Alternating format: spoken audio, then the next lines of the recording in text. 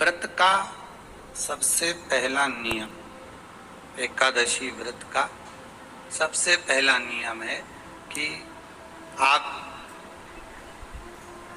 जिस दिन व्रत करो उसके एक दिन पहले भक्ति का संचार इस हृदय में करो।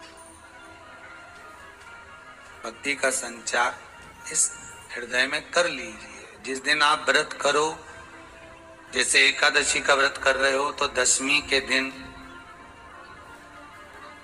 शाम का समय जब आवे, रात्रि जब होने लगे, शाम का समय आवे और रात्रि का आप जब भोजन ग्रहण करो तो उस भोजन में कोई ऐसा पदार्थ ग्रहण मत करिए जिस पदार्थ के कारण आपकी एकादशी बिगड़ जाए।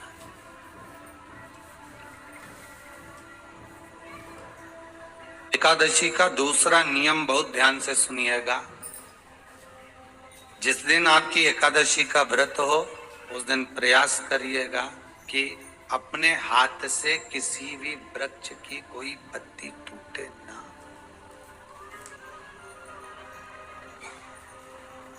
अपने हाथ से किसी भी वृक्ष की, पौधे की, किसी भी वृक्ष की पत्ती अपने हाथ से ना टूटे।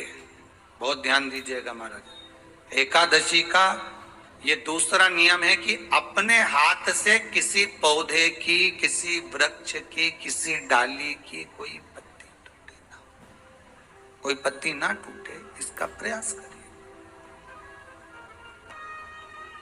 यहाँ पर तीसरे नंबर का जो, चौथे नंबर का जो उपाय बताया है, उपवास करने का जो नियम बताया, उसमें वर्णन किया एकादशी के दिन अगर आपका व्रत है तो आप भूलवश भी डब्बे में रखी हुई रोटी गाय को ना देते हुए कुछ थोड़ा सा फल, फलहार, कोई केला, कोई सेब, जो आप खाते हो, अंगूर, पपीता, जो आप ग्रहण कर रहे हो, उसका थोड़ा सा भाग आप गाय को प्रदान करो। आप गाय को दीजिए।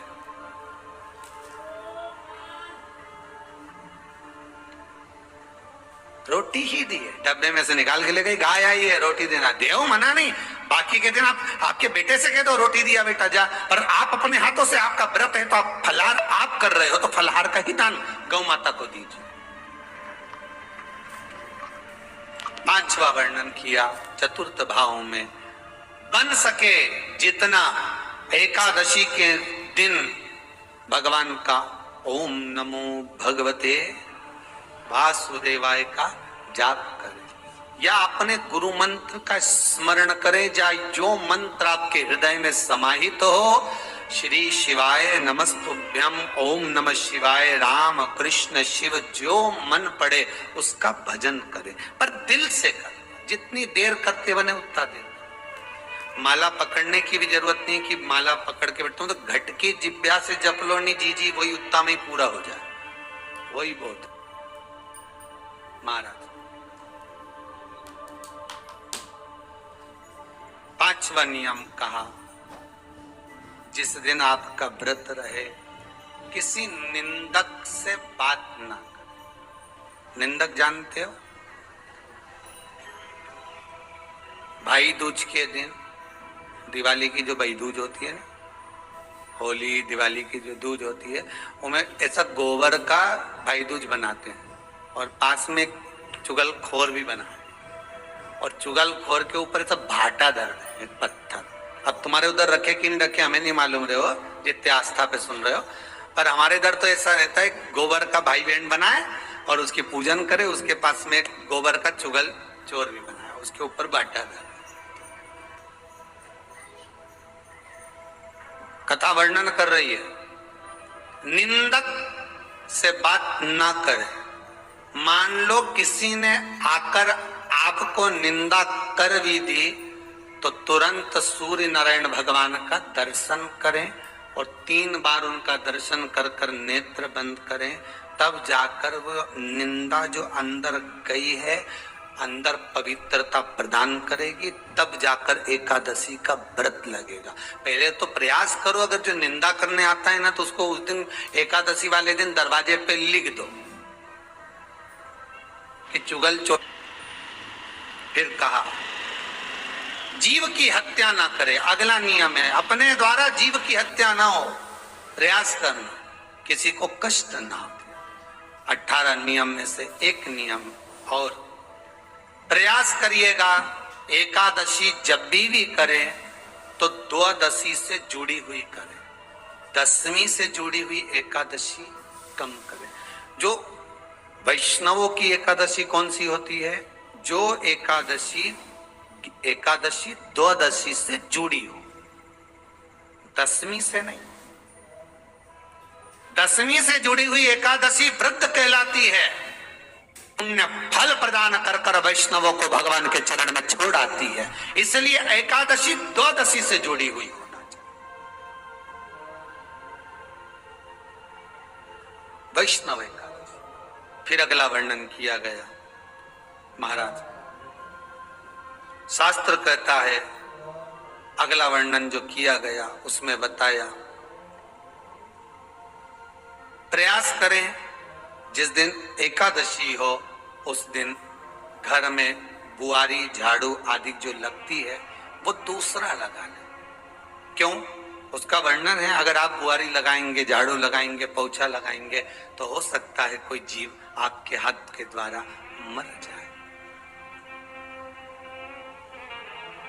तब एक बार ये कथा हमने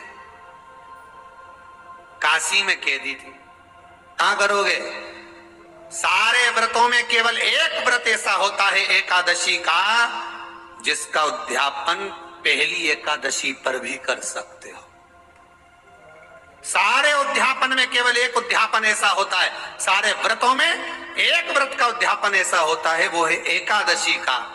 ये जरूरी नहीं कि 26 पूरी होगी तभी तुम करोगे, या तो पहली में ही कर लो या फिर 26 पूरी हो तब कर। पर उद्यापन, अगर तुमको ऐसा लगे कि हाँ मैं अभी तो जीऊंगी हो, अभी तुम्हारा बाल भी धोला नहीं हुआ, तुमको ऐसा लगे तो अभी तो मैं तो बढ़िया, तो पहली पर करने से क्या फल मिलेगा?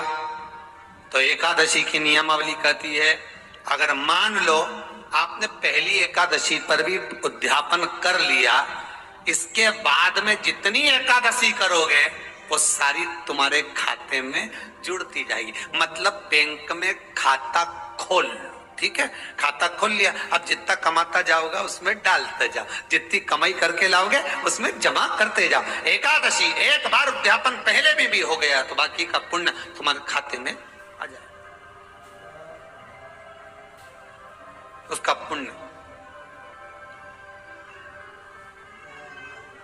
एकादशी का उद्यापन बड़े महीने में माघ शुक्ल एकादशी के दिन, माघ का महीना हो, शुक्ल पक्ष की जम के बोलिए एकादशी हो, प्रयास करना कि आप उद्यापन करें, भले 5, 10, 11, 12 जितनी एकादशी हो जाए, 26 हो जाए तो ज्यादा अच्छी है, नहीं तो आप करें तो माघ महीने की शुक्ल पक्ष की एकादशी के दिन आप उद्यापन करें। प्रयास रखना, प्रयास। बड़े महीने के अंतर्गत जो उद्यापन, हाँ चतुर्मास के अंतर्गत उद्यापन नहीं होता एकादशी का, बहुत ध्यान दीजिए। ये जो सावन भादो कुंवर कार्तिक जो 4 महीना होते हैं भगवान के शयन करने के, इसके अंतर्गत एकादशी का उद्यापन नहीं होता, और इसके अंतर्गत उद्यापन करना भी नहीं चाहिए। एकादशी का उद्यापन माघ महीने की शुक्ल पक्ष की एकादशी के दिन आप बहुत प्रेम से आनंद के साथ करिए महाराज। परंतु एकादशी के उद्यापन में सबसे ज्यादा अगर कुछ जरूरी होता है तो 24 तरह का नैवेद्य जरूरी होता है। कितने तरह का? 24 तरह का नैवेद्य। अब आप कहोगे गुरुजी उद्यापन हम कर रहे हैं एकादशी का, तो उसमें तो फलहार का हमें नैवेद्य बनाना चाहिए, तो फिर ये पुराण के अंतर्गत स्कंद पुराण में ये चीज लिखी है कि एकादशी का जब उद्यापन करते हैं तो 24 तरह का नैवेद्य बनाकर सिद्ध करते हैं। 24 तरह का नैवेद्य जान रख लेना, हलवा बना लो, खीर बना लो, पूड़ी बना लो, सब्जी बना लो, पकोड़ा बना लो, भजिया बना लो, ऐसे 24 तरह का नैवेद्य अलग अलग चाहिए। पर लोग क्या करते हैं, खोपरा पाक बनवा लेते हैं 1-2 किलो और 24 जगह रख देते हैं। स्वीकृत नहीं है।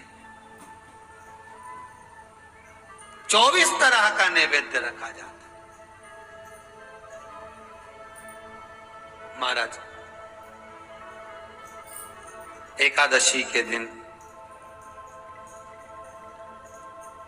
भगवान का पूजन का पूरी तैयारी कर कर मंडल आदि बनवाकर विद्वान ब्राह्मण को बुलाकर, कर्मकांडी ब्राह्मण को बुलाकर जो भगवत सेवा में एकादशी का उद्यापन कराए, उन ब्राह्मण के चरणों को नमन कर कर, प्रणाम कर कर एकादशी का पूजन करवाइए और उस मंडल की पूजन कराकर हवन द्वादशी को कराइए। एकादशी को हवन नहीं, एकादशी के उद्यापन का जो हवन होता है वो द्वादशी।